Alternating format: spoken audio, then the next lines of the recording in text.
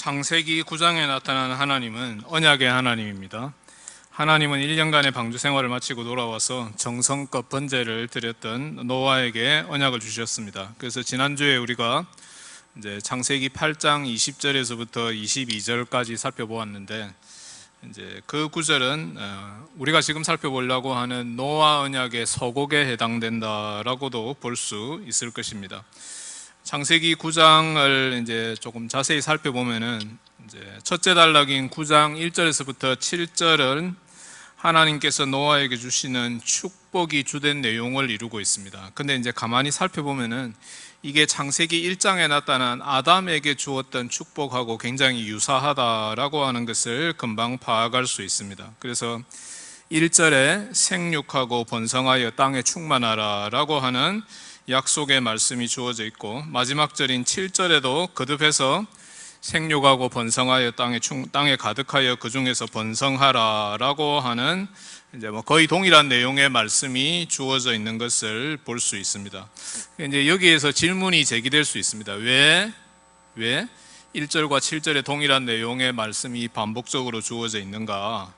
이제 그거는 이제 모세의 스타일을 생각해 보면은 더 이제 그 질문이 더 타당하다라고 볼 수 있는데, 지난번에 한번 말씀드렸는데 이제 이 창세기 저자 모세가 이제 글을 쓰는 스타일은 아주 축약적이고 간략한 스타일을 선호했었습니다. 그래서 이제 창세기가 사실은 50장으로 되어 있지만은 저는 그게 굉장히 다행스럽다라고 생각합니다. 왜냐면은 만약에 이제 모세가 이렇게 쭉 이제 길게 늘어 쓰는 만년체 스타일을 택했다라고 할 것 같으면은 이게 엄청 길어졌을 것입니다.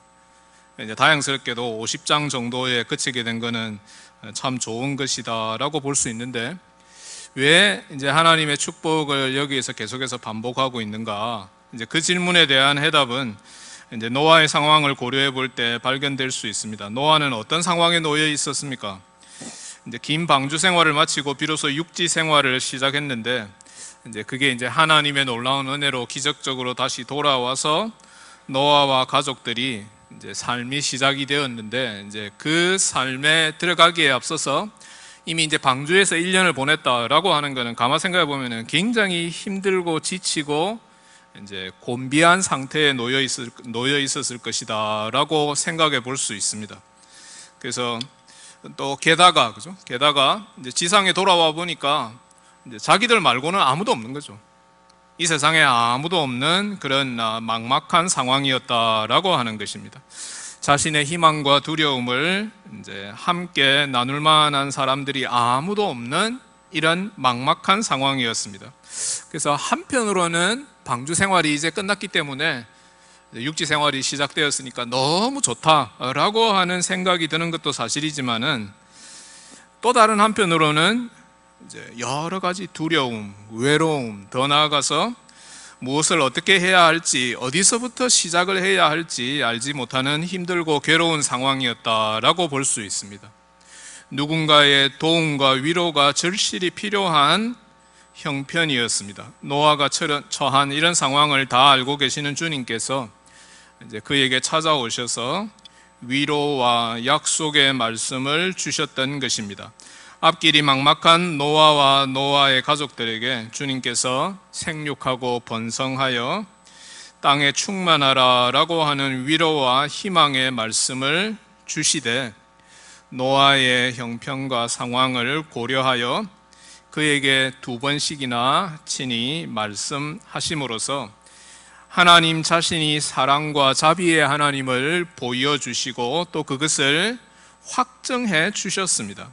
노아의 불안하고 답답한 마음을 하나님께서 친히 다독거리고 그 마음에 소망을 불어넣어 주셨던 것입니다. 따라서 노아가 받은 언약은 16세기 종교교육가 루터가 잘 지적했던 대로 이제 위로의 언약이고 또 소망의 언약이었습니다. 그래서 땅에 충만하라 라고 하는 이제 축복을 주셨는데, 이제 그게 사실은 쉽지는 않았습니다. 지금 아무것도 없고 모든 게 다 파괴되고 이런 상황에서 어떻게 땅에 이제 충만할 수 있겠는가? 근데 이제 가만 보니까 이제 방주에서 함께 나온 이 동물들이 있는데, 이 동물들이 사실은 이제 노아의 삶에 위협이 될 수 있었을 것입니다. 그래서 이제 하나님께서 이제 2절에 말씀하시는 대로 이제 동물들에게 사람을 두려워하는 마음을 주셨다라고 기록하고 있는데 2절입니다. 땅의 모든 짐승과 공중의 모든 새와 땅에 기는 모든 것과 바다의 모든 물고기가 너희를 두려워하여 너희를 무서워하리니 이것들은 너희 손에 붙였음이니라. 그래서 이제 우리가 제일 신기한 것 중에 하나가 뭔가 하니까 이제 우리가 길거리를 가거나 어디 가면은 이제 이 동물들이 있는데 이 동물들이 우리 인간을 아주 두려워합니다. 그래서 여러분들도 막 그런 경험을 하셨을 거라고 생각하는데 제가 이제 산책을 나가면은 동네에서 이제 제일 많이 보이는 게 개하고 고양이입니다. 개하고 고양이가 제일 많이 보이는데 이것들이 다 저를 무서워하더라고요. 저는 무서운 사람이 아닌데 저를 무서워하더라고요. 왜 그런가 하니까 이 동물들에게 이제 사람을 무서워하는 마음을 하나님께서 주셨기 때문입니다. 그래서 그 결과 이제 땅을 정복하고 이제 번성하고 땅에 충만하는데 훨씬 수월했다라고 하는 것을 말씀하고 있고, 그리고 계속해서 3절에 이제 동물의 고기를 이제 채소와 더불어 먹게 해주셨다라고 증거하고 있습니다. 이제 개인적인 말씀을 드려서 좀 죄송한데 저는 이제 육식을 별로 좋아하는 사람은 아닙니다. 근데 이제 저희 집에 같이 사는 저희 집 사람은 이제 고기 먹는 거를 굉장히 좋아합니다. 그래서 이제 제가 이제 이 구절을 읽으면서 이 구절은 우리 집 사람한테는 복음이다. 아무리 생각해봐도 복음이다. 그 뭐 고기 좋아하시는 분들 뭐 많으시잖아요, 그죠? 하나님께서 이렇게 너무 그죠? 너무 분명하게 고기를 이렇게 음식으로 주신 거죠. 그래서 뭐 얼마나 고기 먹는 게 좋은지 저는 잘 모르지만은 이제 우리 교인들 대부분 잘 아실 거라고 생각합니다. 자, 그러고 난 다음에 이제 하나님께서 또 뭐라고 말씀하시는 거 하니까 이렇게 세상에 충만하고 번성하는데 거기에도 룰이 있다. 어떤 룰이 있는 거 하니까 동물을 잡아가지고 고기로 먹는데 핏째 먹지는 말라라고 말씀하셨습니다. 그 말은 무슨 말인가 하니까 너희들하고 동물들하고는 다르다. 동물들은 어떻게 합니까? 짐승을 잡아가지고 육식 동물들은 그냥 핏째로 먹습니다. 사람은 그렇게 해서는 안 된다라고 하는 거죠. 그러니까 동물과 사람은 분명히 다르다라고 하는 것을 말씀하셨을 뿐만 아니라 너희들이 잘되고 번성하기 위해서 이 땅에서 다른 사람들을 죽이거나 그렇게 하지 마라 라고 그 다음 절에 또 말씀하고 계십니다. 하나님의 형상으로 지음받은 사람들, 그 사람들을 경쟁 상대로 삼아가지고 그 사람들을 해하고 그 사람들을 살인하는 것은, 그렇게 해가지고 땅에 번성하고 충만하고 잘 되는 것은 하나님이 원하시는 것이 아니다. 그러니까 땅에 번성하고 충만하여 복을 받는데도 룰이 있다라고 하는 것을 하나님께서 분명하게 말씀하고 계시는 것을 알 수 있습니다. 이렇게 첫째 단락에서 일반적인 차원에서 말씀하셨던 주님께서 우리가 함께 읽은 본문에 해당되는 둘째 단락 8절에서부터 17절에 이제 구체적인 언약을 허락해 주셨습니다. 우리는 이 언약을 노아 언약이라고 부릅니다. 오늘 아침에는 이 노아 언약에 대해서 세 가지로 간략하게 나누어서 살펴보는 가운데 우리 주님께서 저희에게 주시고자 하는 은혜를 함께 나누고자 합니다. 이 세 가지는, 첫째는 주보에도 나와 있는데 노아 언약의 대상, 그 다음에 두 번째가 언약의 내용, 그리고 이제 세 번째가 언약의 증거 또는 표징입니다. 첫째, 노아 언약의 대상은 우주적이며 보편적입니다. 9절 10절 말씀을 함께 읽어보겠습니다. 9절 10절 시작. 내가 내 언약을 너희와 너희 후손과 너희와 함께한 모든 생물 곧 너희와 함께한 새와 가축과 땅의 모든 생물에게 세우리니 방주에서 나온 모든 것 곧 땅의 모든 짐승에게니라. 그래서 이 노아 언약이라는 용어는 사실은 좀 오해를 불러일으킬 만한 소지가 있습니다. 그래서 노아 언약이라고 할 때 하나님께서 노아 한 사람하고만 맺은 언약인가 그렇게 생각할 수 있는데 그렇지 않다라고 하는 거죠. 노아뿐만 아니라 노아의 후손들, 그리고 노아와 방주에서부터 함께 나왔던 이 동물들과도 하나님께서 언약을 맺으셨다라고 하는 것을 이야기하고 있습니다. 이 점에 있어서는 굉장히 독특한 언약이다라고 볼 수 있습니다. 이제 이후에 등장하는 성경의 여러 언약들은 동물들을 포함하는 언약은 결코 없습니다. 그래서 노아 언약은 그 점에 있어서 굉장히 독특하다라고 볼 수 있는데 왜 이런 언약을 허락해 주셨을까? 왜 굳이 동물들하고 언약을 맺으셨을까? 동물이 도대체 뭐길래 동물하고 이런 언약을 맺으셨을까라고 하는 질문이 제기될 수 있습니다. 그래서 이제 아리스토텔레스 같은 사람은 뭐라고 말했는가 하니까 사람에게 영혼이 있는 것은 뭐 당연한 것이고 동물들에게도 영혼이 있고 식물들에게도 영혼이 있다라고 아리스토텔레스가 말한 적이 있습니다. 그런데 이제 그거를 우리가 뭐 신뢰할 것은 아니지만은 이 언약이 이렇게 주어진 이유, 배경에는 뭐가 자리 잡고 있는 거 하니까 하나님께서 홍수로 이 세상의 모든 것들을 다 멸절하셨다라고 할 때 그 상태가 사실은 하나님께서 원래 이 세상을 창조하셨던 그 상태하고 유사하다라고 볼 수 있습니다. 그래서 하나님께서 이 세상의 모든 것들을 다시 축복하시는 장면이다라고 볼 수 있습니다. 그래서 인간도 거기에 포함되고 동물들도 거기에 포함된다라고 하는 차원에서 이 언약은 아주 보편적이고 우주적인 언약이다라고 볼 수 있습니다. 하나님께서 태초에 인간을 창조하시고 인간의 주인이 되셨을 뿐만 아니라 온 우주를 창조하시고 이에 속한 모든 만물을 자신의 통치 아래 두셨음을 떠올리게 합니다. 인간을 포함한 세상의 모든 피조물들을 하나님께서 친히 지으셨습니다. 그런데 지으시되 어떻게 지으셨는가 하니까 이 세상의 모든 만물들이 아주 풍성하게 지으셨습니다.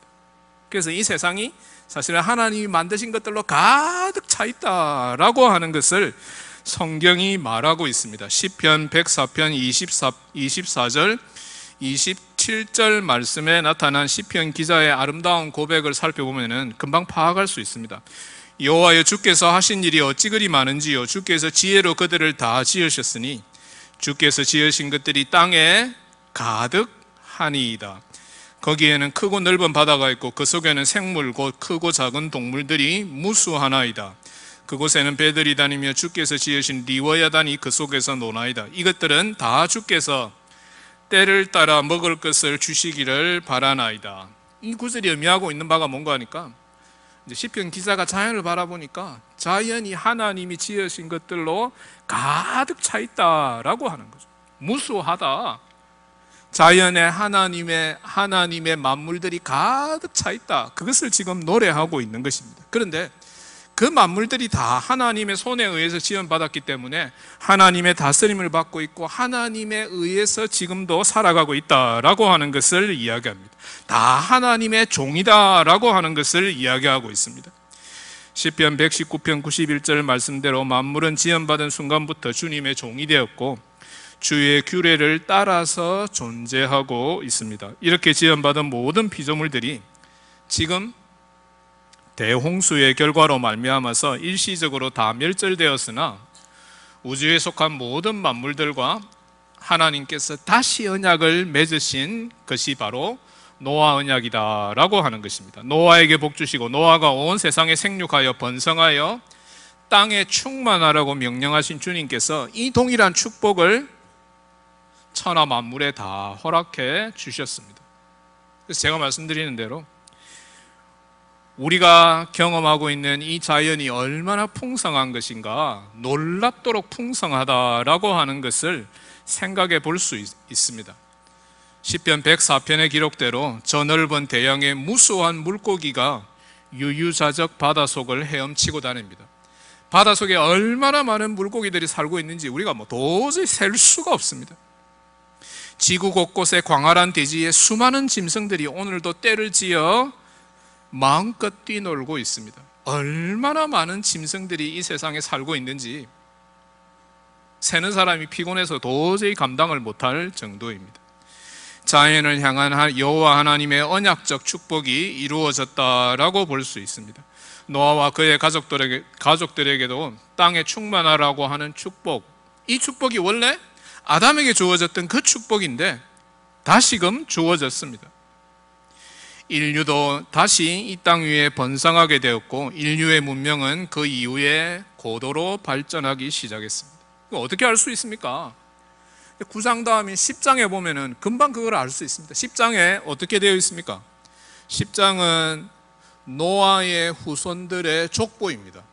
그래서 노아의 아들 셈과 함과 야벳이 어떻게 해가지고 번성하게 되었는가라고 하는 것을 기록하고 있는 게 창세기 10장이죠. 그래서 여기에 보면은 아주 다양한 족속들의 이름들이 계속해서 언급되고 있습니다. 하나님이 그렇게 노아에게 축복하셨는데 그 축복이 그대로 성취되었다라고 하는 게 바로 다음 장에 이야기되고 있는 것을 볼 수 있습니다.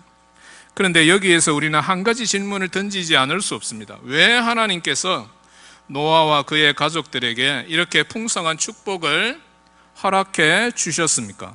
온 인류가 부패 타락하여 죄악이 지면에 관영함을 보시고 이를 물러서 다 심판하셨던 하나님께서 왜 이제 와서 다시 노아와 노아의 가족들에게 이런 번영과 충만이라는 엄청난 축복을 약속하셨습니까? 가만히 생각해 보면 아주 모순적이다라고 하는 거죠.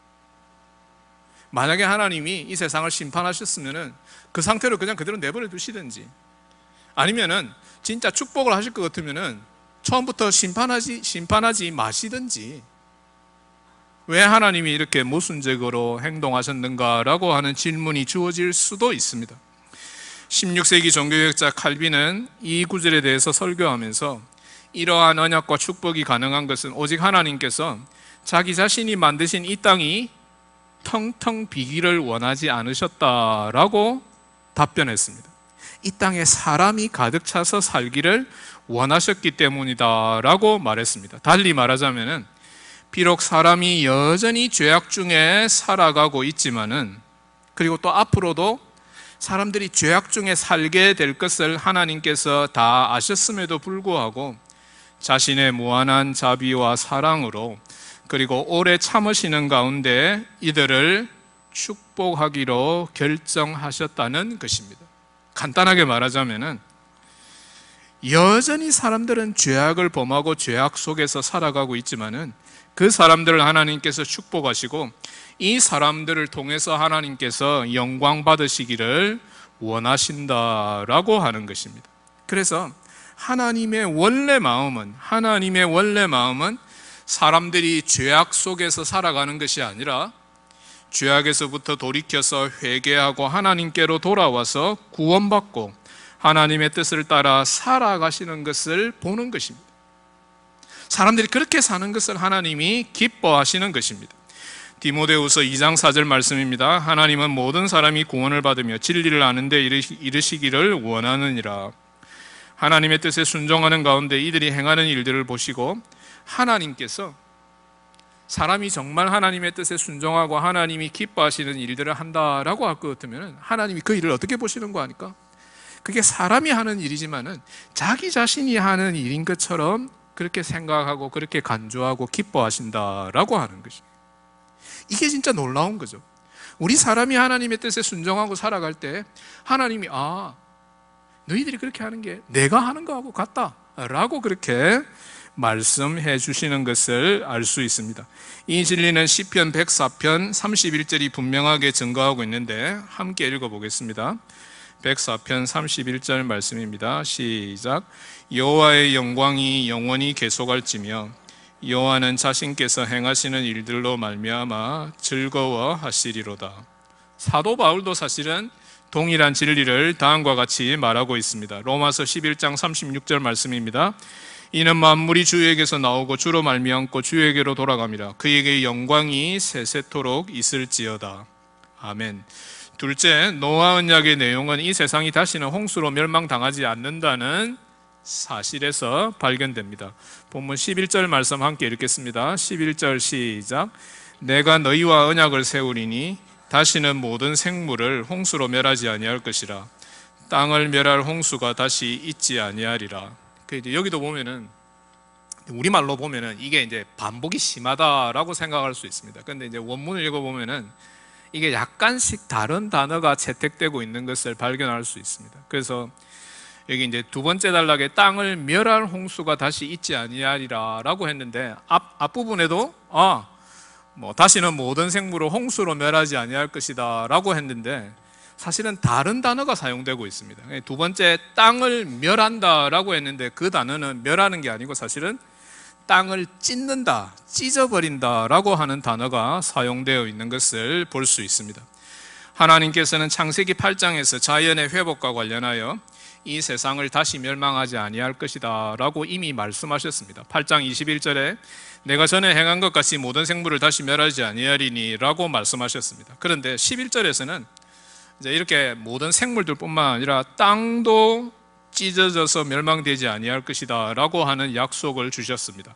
어떤 사람들은 이 언약을 놓고 이제 우리가 하나님의 그 무서운 진노의 손에서부터 벗어난 것이다, 더 이상 하나님의 그 무서운 진노와 심판이 이제는 없을 것이다 라고 하는 불경건한 생각에 사로잡히기도 합니다. 그러나 우리는 이 노아 언약의 내용이 세상 죄악에 대한 하나님의 심판이 다 사라진 것이다 라고 그렇게 간주하지 않아야 합니다. 하나님의 심판은 반드시 있을 것이기 때문입니다. 욥기 40장 8절 말씀에 기록된 대로 심판이 없다 하는 자는 스스로를 어렵다 여기고 하나님을 불의하다고 참소하는 자들입니다. 그러나 이들은 욥기 21장 20절 말씀대로 전능자의 진노를 마시고 자기 눈으로 자기 멸망을 보게 될 사람들입니다. 그러므로 우리는 홍수로 세상의 심판이 더 이상 없을 것이다 라고 하는 이 언약의 말씀에 나타난 하나님의 무한한 자비를 방종의 기회로 삼지 않아야 합니다. 육체의 기회로 삼지 않아야 할 것입니다. 데살로니가전서 4장 16절 말씀대로 때가 이르면은 주께서 호령과 천사장의 소리와 나팔 소리로 친히 강림하셔서 온 세상을 심판하실 것을 분명히 기억합시다. 마지막 날에 이르러 온 세상은 물이 아니라 불로서 심판받게 될 것입니다. 창세기 19장 24절 25절에 기록된 대로 소돔과 고모라가 불과 유황으로 멸망당했던 것처럼 온 세상은 마지막 날에 불타서 사라지게 될 것입니다. 이 세상의 멸망을 날리는 주의 날은 도둑같이 임하게 된다라고 성경은 분명하게 밝히고 있습니다. 데살로니가전서 5장 3절 말씀대로 세상 사람들이 다 편안하다, 좋다, 진짜 살기 좋다라고 안전하다라고 말할 때 그때 주의 날이 도적같이 임할 것이다 라고 말합니다. 임신한 여인에게 해산의 고통이 임하는 것처럼 멸망의 날이 갑자기 닥쳐오게 될 것을 말씀하고 있습니다. 베드로후서 3장 10절 말씀입니다. 그러나 주의 날이 도둑같이 오리니 그날에는 하늘이 큰 소리로 떠나가고 물질이 뜨거운 불에 풀어지고 땅과 그 중에 있는 모든 일이 드러나리로다. 그러므로 우리 모두는 떨림과 두려움 가운데 우리 구원의 최종적 완성에 이르기 위해서 최선의 노력을 다해야 할 것입니다. 우리에게 주어진 모든 것들을 선용하고 우리에게 주어진 시간을 아끼고 참으로 구원에 도달하기 위해서 최선의 노력을 경주해야 할 것입니다. 그래서 베드로후서 3장 11절 12절 말씀 함께 읽어보겠습니다. 베드로후서 3장 11절 12절 말씀입니다. 시작. 이 모든 것이 이렇게 풀어지리니 너희가 어떤 사람이 되어야 마땅하냐? 거룩한 행실과 경건함으로 하나님의 날이 임하기를 바라보고 간절히 사모하라. 그날에 하늘이 불에 타서 풀어지고 물질이 뜨거운 불에 녹아지리라. 그래서 우리 모두는 주님의 날을 사모하는 열심을 품어야 할 것입니다. 주님의 날을 맞이하기 위해서 주님께 더욱 간절히 매어 달려야 할 것입니다. 주님께 더욱 간절히 기도해야 할 것입니다. 베드로전서 4장 7절 말씀입니다. 만물의 마지막이 가까이 왔으니 그러므로 너희는 정신을 차리고 근신하여 기도하라. 기도하는 영혼은 하나님과 교제하는 영혼입니다. 기도 시간에 하나님께서 자신의 음성을 친히 들려주십니다. 마태복음 25장에 등장하는 미련한 다섯 처녀처럼 더 이상 졸고 있어서는 아니 될 것입니다. 신랑이 이제 막 다가와 있는데, 신랑이 지금 문 앞에 다가와 있는데 졸고 있어서는 아니 된다라고 하는 것입니다. 우리 교회는 슬기로운 다섯 처녀가 많아져야 할 것입니다. 신랑을 맞이하기 위해서 기도라는 기름을 준비하는 교회가 정말 아름답고 복된 교회임을 믿으시고 다 함께 기도에 매진합시다. 우리 주님께 간구합시다. 우리 교회는 무엇보다 깨어 건신하며 기도하는 교회가 되어야 할 줄 믿습니다. 우리가 살아가면서 이제 제일 소중한 게 있다면은 역시 자녀겠죠. 하나님이 우리에게 주신 자녀들. 이 자녀들에게, 우리 자녀들에게 우리가 좋은 것을 물려주기 위해서 정말 많은 노력을 하고 있습니다. 우리 자녀에게라면 진짜 뭐 모든 걸 다 내줘도 하나도 아깝지 않습니다. 자녀에게 뭘 물려줘야 될까? 세상 사람들은 뭐 재산을 물려줘야 된다, 지위를 물려줘야 된다, 그런 이야기들을 많이 하지만은 정말 우리가 물려줘야 될 거는 기도의 유산입니다.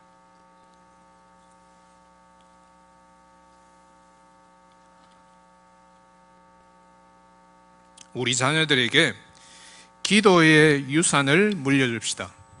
그들이 우리가 기도하는 모습을 보고 기도하는 사람들로, 믿음의 사람들로 자라갈 수 있도록 우리 교회가 기도하는 교회가 되어야 할 것입니다. 기도하는 교회, 기도 소리가 끊이지 않는 교회, 기도 응답 받는 교회, 이런 소문이 나기를 진심으로 축원합니다. 그래서 새벽 기도회, 중보 기도 모임, 전도 기도 모임, 기관별 기도 모임에 더 많은 분들이 자발적으로 나와서 우리 주님 앞에 엎드려져야 할 것입니다. 또한 기도할 뿐만 아니라 기도의 힘으로 스스로를 돌아보아 주님의 날을 맞이할 준비에 임합시다. 이 날은 우리 모두 주의 심판에 직면하게 되는 날입니다. 주님께서 우리 모두를 한 사람 한 사람 얼굴을 맞대어서 대면하실 것입니다. 우리 모두는 이날에 각자의 일을 낱낱이 짓고 해야 합니다. 이날은 우리 모두의 죄악을 호리도 남김없이 다 아뢰게 되는 날입니다. 왜 그렇습니까? 하나님은 우리의 모든 죄악을 잊어버리지 않으시고 모두 다 기억하고 계시기 때문입니다. 우리 하나님은 전지하신 분입니다. 설마 이런 것까지 하나님이 다 알고 계실까? 그렇게 생각하지 마십시오. 설마 이런 거는 모르시겠지 하는 것도 알고 계시는 분이 바로 우리 하나님이십니다. 하나님의 전지성을 인해서, 하나님의 그 전지성을 인해서 우리는 하나님 두려워함을 배워야 합니다. 그렇지만은 하나님의 자비가 얼마나 놀라운 것인가, 하나님의 자비가 얼마나 크고 놀라운 것인가도 배워야 하는 것입니다. 예수 그리스도의 공로로 성령의 능력으로 우리 죄악을 용서하심을 믿고 우리 주님을 찬양하고 우리 주님께 감사하는 우리 모두가 되어야 할 것입니다. 우리가 죄를 지을 때마다 하나님께서 즉각적으로 우리를 심판하지 않으시는 이유가 도대체 어디에 있습니까?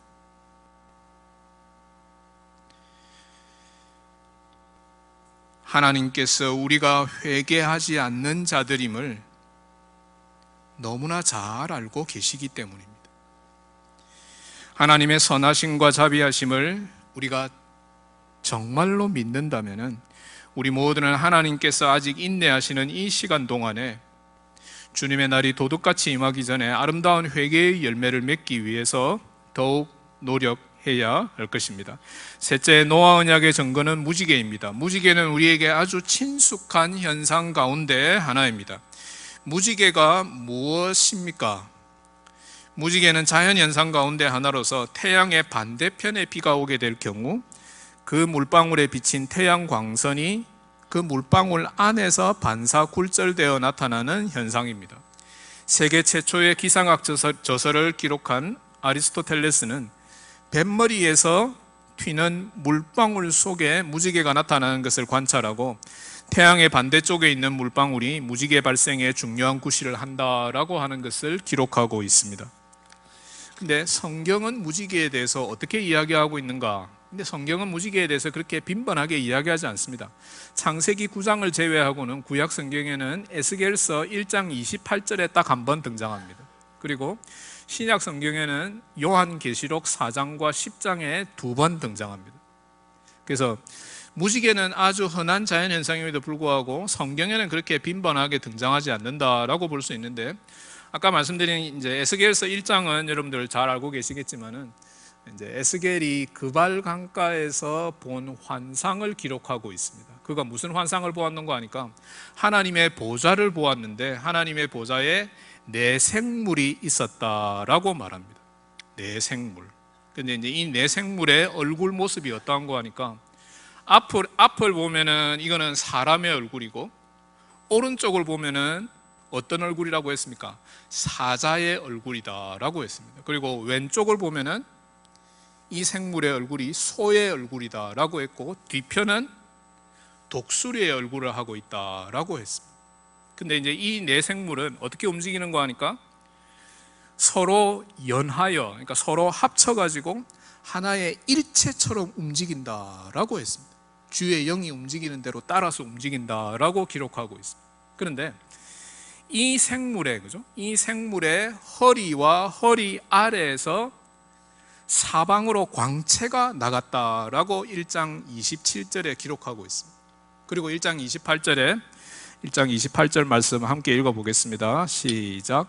그 사방 광채의 모양은 비 오는 날 구름에 있는 무지개 같으니 이는 여호와의 영광의 형상의 모양이라. 내가 보고 엎드려 말씀하시는 이의 음성을 들으니라. 조금 늦었는데 다시 한번 읽어보겠습니다. 시작. 그 사방 광채의 모양은 비 오는 날 구름에 있는 무지개 같으니 이는 여호와의 영광의 형상의 모양이라. 내가 보고 엎드려 말씀하시는 이의 음성을 들으니라. 그래서 이 무지개라고 하는 게 이제 그렇게 빈번하게 언급되지는 않지만은 창세기 9장에서는 이 무지개가 노아 언약의 증거로 징표로 채택되었습니다. 그런데 이제 많은 사람들이 이러이러한 이유 때문에 이제 하나님께서 언약을 주시면서 증거로 채택한 것이다라고 주장하는 사람들도 있지만은 그것보다는 하나님께서 언약을 주시면서 그 사인으로서 무지개가 채택되었다라고 하는 사실에 의미가 있다라고 볼 수 있습니다. 또 달리 말하면은 하나님의 언약을 상기시키는 도구로서 무지개가 채택되었다라고 하는 것을 생각할 수 있습니다. 그래서 이렇게 비가 엄청나게 많이 왔다가 그 비가 물러가게 되고 이제는 맑은 날이 될 것이다 라고 하는 것을 상징하는 것이 바로 무지개이다 라고 볼 수 있는데, 그거를 영적으로 적용하면 어떻게 되는 거 아닙니까? 하나님께서 지금까지 계속해서 진노와 심판으로 임하셨다라고 할 것 같으면 이제부터는 그 진노와 심판을 연기하시고 자비와 사랑과 은혜를 베풀어 주시겠다라고 하는 증거라고 볼 수 있는 것입니다. 그래서 우리가 무지개를 볼 때마다 반드시 생각해야 할 사실은 먼저 하나님의 심판의 홍수가 있었다라고 하는 점입니다. 그게 노아가 생각해야 될 부분입니다. 그래서 그거는 말하지 않아도 노아는, 그죠? 노아는 비가 올 때마다 어떤 생각이 들었는가 하니까, 노아도 사람인지라 만약에 비가 또 온다라고 하고 같으면 그 마음속에 어떤 생각이 들겠습니까? 또 얼마나 비가 많이 와가지고 얼마나 힘들게 살아야 되는가, 그런 그런 이제 두려움이 마음속에 있을 수밖에 없는 거죠. 그래서 우리 속담에 어떤 속담이 있습니까? 자라보고 놀란 가슴, 뭐 보고도 놀란다고요? 소뚜껑 보고도 놀란다라고 하는 속담이 있는데, 그게 여기 노아에게 그대로 적용된다라고 볼 수 있어요. 그래서 노아가 비만 오면은 또 이런 엄청난 대홍수가 임할 것인가? 하나님께서 그렇지 않다라고 하는 거죠. 이제는 홍수로서 이 세상을 멸망시키지 않겠다라고 하나님께서 말씀하시면서 그 징표로 무지개를 허락해 주셨던 것입니다. 그래서 이런 방식으로 언약의 증거로서 무지개는 노아의 믿음을 강화시켜 주었습니다. 그는 비가 내리고 무지개가 떠오르는 것을 보면서 무서운 심판 뒤에 임하는 하나님의 자비와 사랑을 확인하고 기뻐할 수 있었습니다. 우리도 마찬가지입니다. 비가 많이 내리는 것을 보면서 우리는 노아의 홍수를 기억하고 인간의 죄악에 대한 하나님의 진노를 기억해야 합니다. 또한 비가 그치면서 우리 눈에 비치는 무지개를 보면서 하나님의 언약에 나타난 크신 사랑과 자비, 그리고 그의 오래 참으심을 기억해야 할 것입니다. 자연현상을 대할 때마다 하나님이 자연의 창조자이시며 주관자 되심을 믿고 그를 찬양해야 할 것입니다. 자연을 통해서 우리 생명을 유지하시고 보존하시는 그분의 은혜에 감사합시다. 또한 무지개라는 자연현상을 언약의 증거로 받았던 노아를 생각하고 하나님의 영원한 언약을 대할 때마다 약속에 신실하신 우리 하나님을 더욱 높여드리고 찬양하는 언약의 백성으로 살아가는 우리 모든 교우들 다 되시기를 우리 주님의 이름으로 축원합니다. 주 안에서 사랑하는 우리 모든 교우 여러분, 이제 말씀을 맺고자 합니다. 오늘은 창세기 9장 말씀을 중심으로 노아 언약이라는 제목으로 함께 살펴보았습니다. 노아 언약은 죄에 대한 하나님의 심판과 인간을 향한 하나님의 사랑과 자비를 잘 드러내는 언약이라는 점을 함께 생각해 보았습니다. 그래서 세 가지 대주로 나누었죠. 노아 언약의 대상이 뭐냐라고 할 때 그 대상은 인간과 동물을 포함하는 전 우주적이고 보편적인 거다라고 하는 것을 생각해 봤고, 둘째는 노아 언약의 내용이 뭐냐, 그 내용은 앞으로 결코 홍수로서 이 세상이 멸망당하지 않을 것이다 라고 하는 내용을 살펴보았는데, 그럼에도 불구하고 하나님이 세상을 심판하신다라고 하는 그 심판이 사라진 것은 아니다라고 하는 것을 생각해 보았습니다. 그리고 마지막으로 노아 언약의 증거가 무엇이냐라고 할 때 이 증거는 무지개입니다. 하나님은 무지개를 통해서 죄악을 향한 자신의 심판과 그리고 그 심판에도 불구하고 하나님께서 사랑과 자비, 오래 참으심을 보여주시고 확인시켜 주시고 그 결과 노아의 믿음을 강화시켜 주셨다라고 하는 것을 생각해 보았습니다. 우리도 자연현상 이면에 역사하시고 이를 주관하시는 창조주 하나님을 더욱 신뢰하고 그를 마음껏 찬양하면서 그의 은혜 안에서 살아가는 저희들 다 되어야 할 것입니다. 다 같이 기도하겠습니다.